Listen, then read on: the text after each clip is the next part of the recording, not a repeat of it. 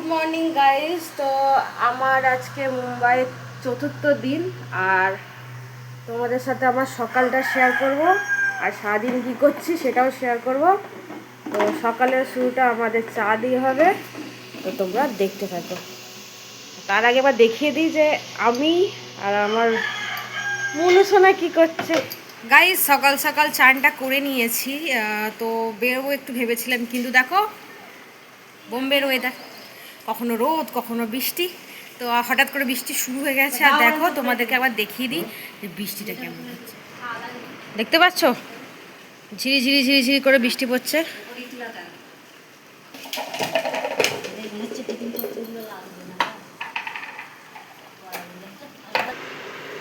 এখন মুনু আর মুনুর দাদু এখানে বসে আছে, গ্যালারিতে বৃষ্টি দেখছে। অনেক গাছপালা লাগানো আছে আমার দিদির বাড়িতে।